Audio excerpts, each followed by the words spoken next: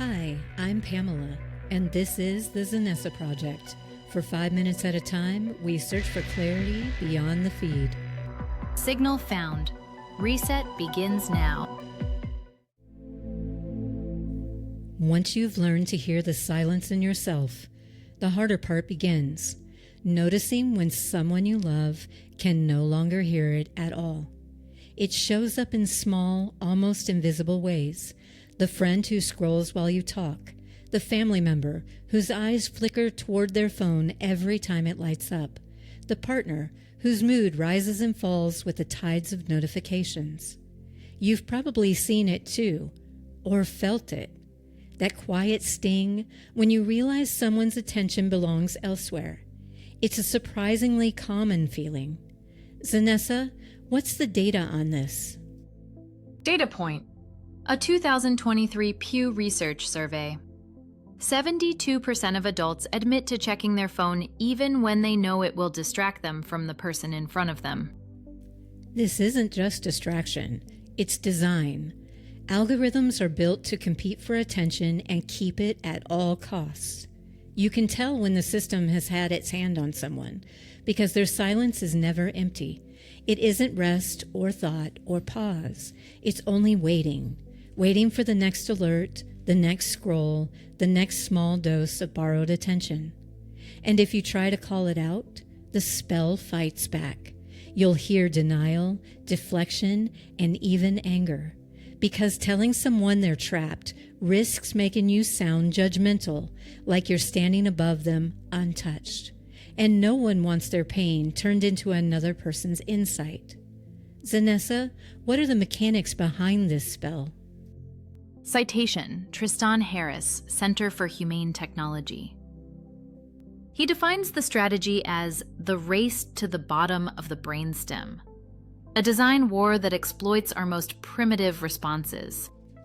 In other words, the system doesn't just distract us, it rewires us at the level of instinct.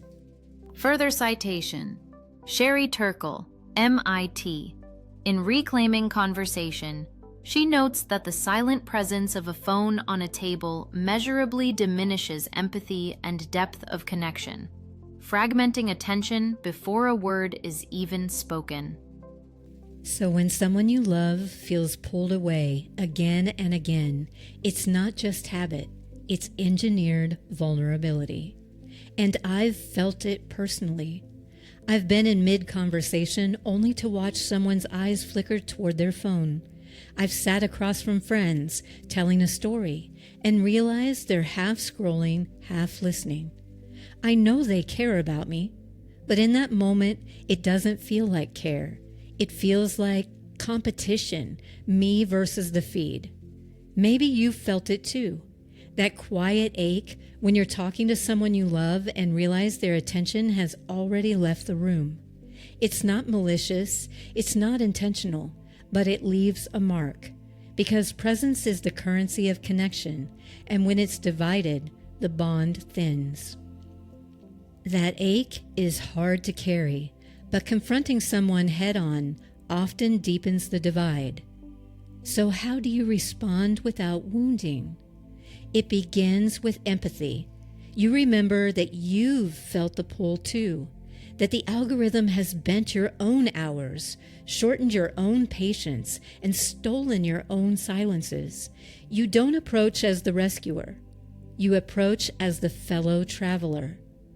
You start by noticing together the moment the feed interrupts a meal, the reflexive grab for the phone in the middle of a quiet conversation, not to shame, but to witness, to hold up a mirror without judgment. And sometimes the most powerful invitation isn't spoken at all. It's modeled. You put your own phone down. You leave it in another room. You might suggest a phone-free walk or a card game, or simply you don't reach for your own phone when they do. You prove, quietly and consistently, that life can be measured by something other than the feed. Because attention is contagious. When you give it freely, people remember what it feels like to be seen without conditions, without distraction. That memory can do what confrontation cannot.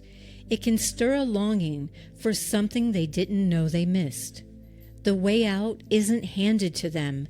It's shown in the way you live beside them, in the moments of silence you protect, in the conversations you keep whole.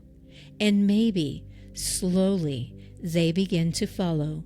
Not because you argued, not because you proved them wrong, but because you reminded them of what it feels like to belong to themselves again. That's the turning point, when breaking the spell isn't about escape, but about remembering what a day feels like when it isn't split into 1,000 swipes, remembering what it feels like to be heard or to sit in silence and find that silence full instead of empty. And that's where we're headed next, because breaking the spell together is harder than breaking it alone. In our next episode, we'll explore what it means to reclaim attention, not just for yourself, but for a community. You've been listening to the Xenessa Project. Until next time, keep questioning, keep exploring, and never stop searching for signal beyond the noise. Signal fading. The search continues. If today's episode resonated with you, be sure to follow the Xenessa Project on your favorite podcast app. And if you have a story about your own experience, we'd love to hear it. Visit Xenessa.com to share. For more powerful ideas beyond the feed, join our newsletter.